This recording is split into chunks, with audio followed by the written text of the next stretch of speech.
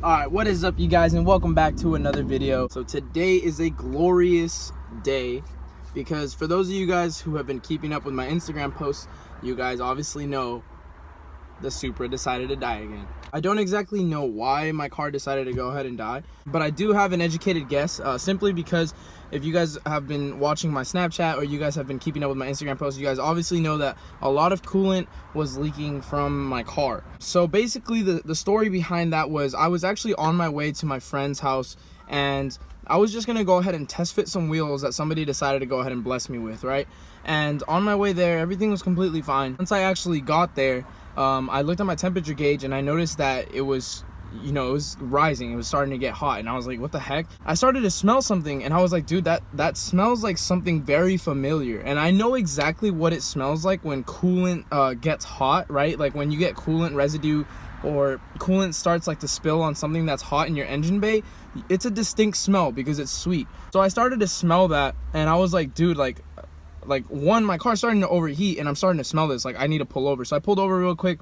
Luckily I was already at my friend's house, like I was literally just making a U-turn to like come into his house. And so I pulled over to the side real quick, turned off my car as soon as I could, popped the hood, and then as soon as I open my hood, I see that my engine bay is all soaked in coolant. So I'm sitting there like, dude, like what the heck is going on? And so I start looking around and I noticed that there's just coolant running from the bottom of my car all up onto the street and it forms a puddle. So I was like, I started to freak out because I'm like, dude, like what's going on? The first thing I did was I checked my radiator was completely fine. I checked my radiator hoses and those seemed to be fine too. And then I look a little bit deeper and I noticed that my water pump seems to have been leaking like quite a bit. Like I said, it literally looked like my car was peeing from that piece. I don't exactly know why it decided to go ahead and start leaking like that, but it did. So because of that, I just decided to go ahead and order a new water pump just in case, because like I said, I don't exactly know if that, is the only reason why it decided to go ahead and start leaking, but I'm pretty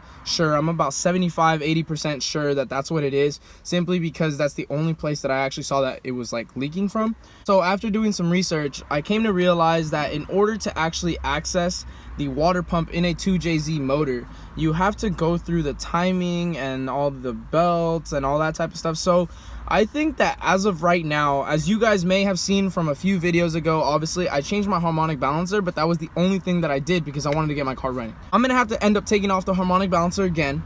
I'm gonna have to go ahead and take my timing belt off. And then on top of that, there's a few other things that I might as well just go ahead and start changing out and start doing when it comes to maintenance. So I do have my crankshaft seal for the front that I'm going to go ahead and replace once the harmonic balancer is off.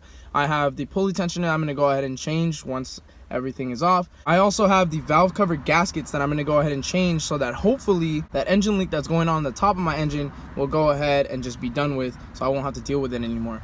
Because like I said, there's just a lot of things that kind of haven't really been done when it comes to maintenance on this car. So that's kind of my main focus right now. It's the maintenance over the cosmetics. We're just going to go ahead and get started with that today. I'm actually going to go ahead and start taking apart the car, like completely, intercoolers coming off, radiators coming out, everything. So it's gonna kind of suck to see my car all in pieces, but this is really what it comes down to, ladies and gentlemen. When you really want things to be done right, you have to do them right. If this takes me a few days, if this takes me a few weeks, like so be it, and I'm completely fine with that, because like I said, I'd rather do this right than to rush it and then end up messing something up. So without further ado, we're just gonna go ahead and get this thing started.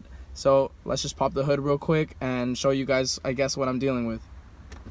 As you guys can see, this is where we're at. No bumper once again. I'm gonna go ahead and show you guys real quick. I don't know if you guys are gonna be able to see it, but down there, this is exactly where it was leaking from. You guys can see the residue, or at least I hope you guys can. But if you go ahead and take a look under,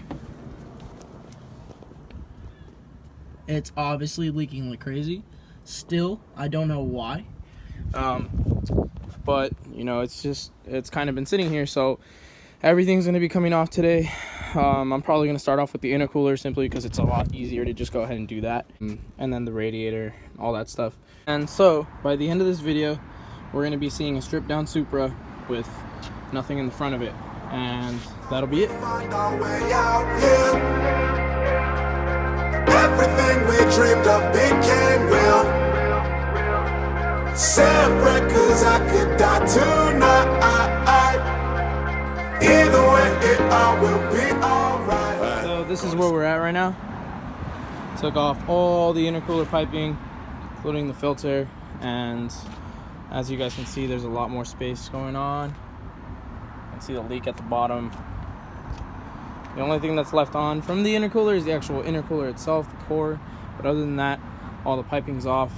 And now we're just gonna go ahead and start taking off the radiator, the fan shroud, all that good stuff. You guys, so here's some more progress. Obviously, I've done this like maybe 2 or 3 times already, so it was fairly quick, fairly done easily. Now that basically everything's kind of taken apart, I'm gonna go ahead and start doing maintenance on quite a few of the things. But the first thing obviously is gonna go ahead and be the water pump, because like I said, I'm pretty sure that's what's leaking. As you guys can see, there's a lot of residue and it's really wet right there. So I'm guessing it's just like the bearing that was right behind, right here, right behind the belt, back here, because this is where it was leaking from. But we're gonna go ahead and find out for sure. And fast forward about an hour. Those are all the parts that we got so far out of the car. And as you guys can see, there's pretty much everything's like taken out. Radiator's right there. And so basically what I gotta do now is I gotta take off this cover real quick, which obviously has some oil residue from when this thing decided to go ahead and blow up, or it's coolant, I don't know, coolant and oil, whatever. Take off the harmonic balancer so that I can then remove this cover and then be able to access the actual water pump itself. This has been a hassle, not gonna lie. It's actually kind of frustrated me, but because I've taken apart this whole front end already like 3 times since I've had the car, it was actually fairly easy this time, so I was able to get everything out pretty quick. But that's where we're going right now, and so let's just go ahead and try to get this cover off by taking off the harmonic balancer once again, and then setting everything aside so that I can go ahead and reach the water pump and see if that's hopefully the main cause of everything that's been going on. Got the harmonic balancer off, and then we're working on the water pump right now, but there's one bolt left that's gonna go ahead and hold this little cover in. Once that's done, I have full access to the actual water pump, which is, pumps me up a little bit. But basically that's where we're at, and it seems like the main problem was my water pump, because as soon as we decided to take off where the fan clutch was, there was a bunch of oil residue that I already cleaned up with some brake cleaner.